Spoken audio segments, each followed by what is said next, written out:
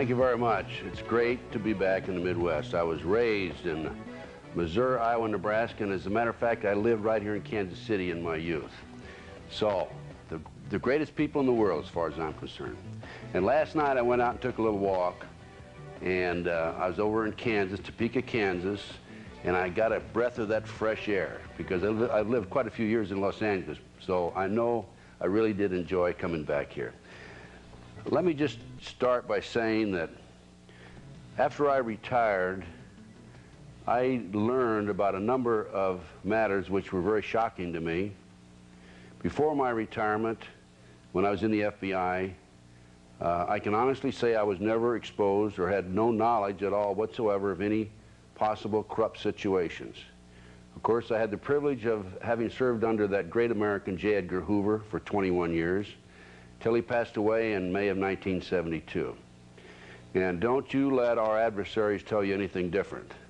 They have put out disinformation, and he is the victim of an extensive disinformation program that he's a homosexual. He was not a homosexual.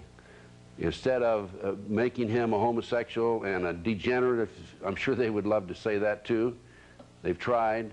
I must say he was an American hero. Instead, they've taken people who were sympathetic to the communist movement and made heroes out of them. As far as I'm concerned, schools and streets right today should be named after J. Edgar Hoover.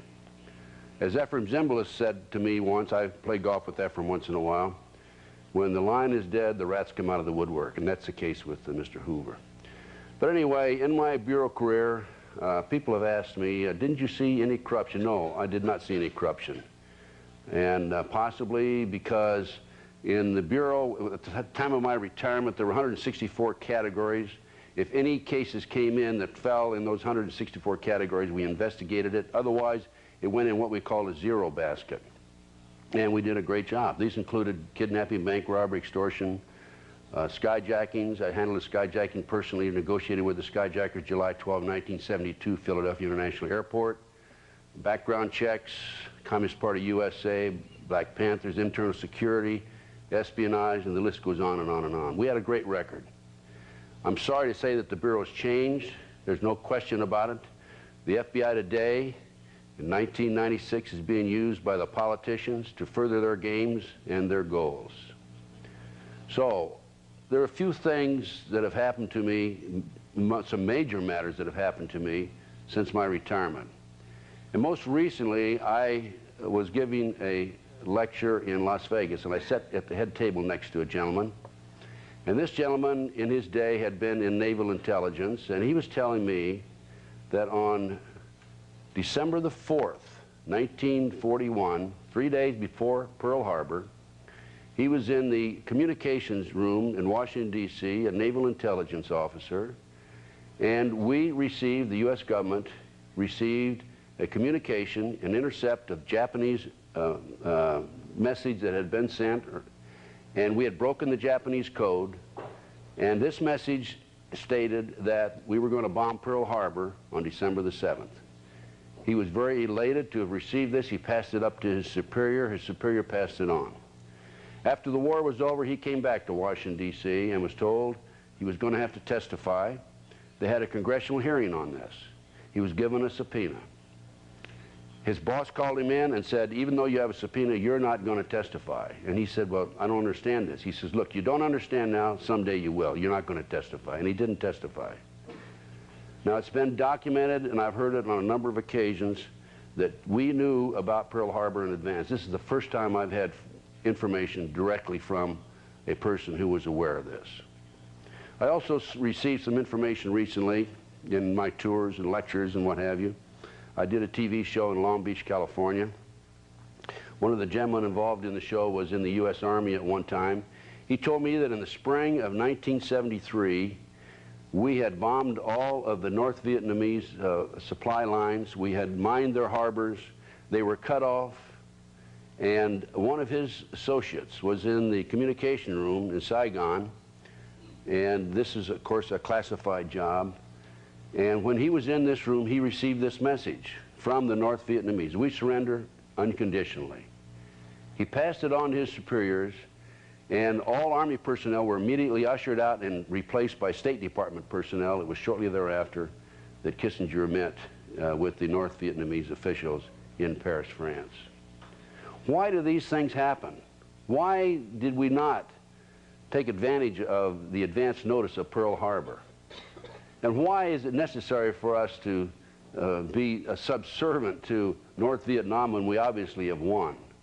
I think at the end of this lecture, you may have the answer. In fact, I'm sure you'll have the answer. I think you'll understand much better than you do and have in recent years. Anyway, when I first came out of the FBI, as I said, I came out in 1979. Attorney General Griffin Bell hired me to coordinate security for the Pan American Games. Attorney General Griffin Bell was under Jimmy Carter, President Jimmy Carter, and I went to San Juan, Puerto Rico for the summer of '79. Great experience. I lived with the athletes, 5,500 athletes in the village there.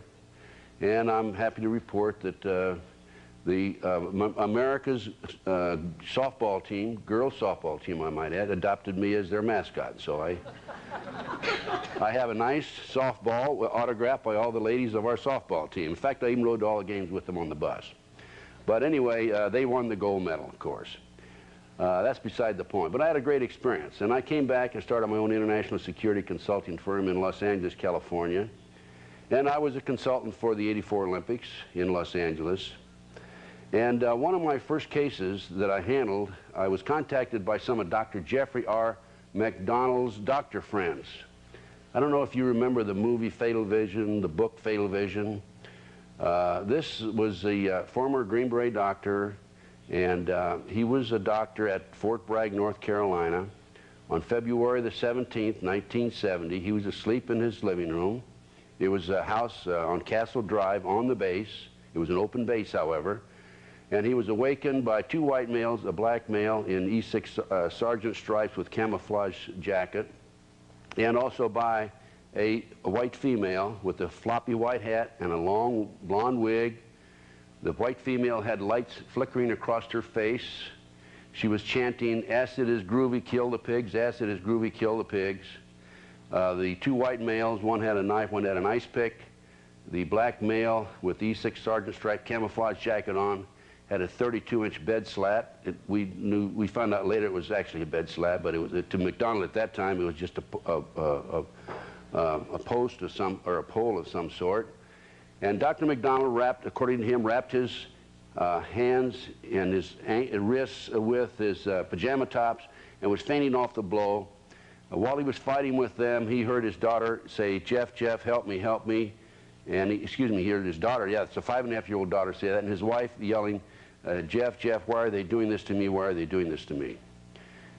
He felt a sharp pain to his right side. He woke probably an hour, hour and 15 minutes later, maybe hour and a half. He was half in the living room, half in the hallway. Total silence in the house. He went back. Here was his wife with 26 stab wounds in her chest. The children had numerous stab wounds in their bodies. All three of them were killed. The government, it was on a government reservation. The government claimed that Dr. McDonald went to bed and he noticed that the 5.5-year-old child who was sleeping with the mother had wet the bed, and he had a big argument with his wife. And because of this argument over the child wetting the bed, he wiped out the whole family. It's absolutely ridiculous.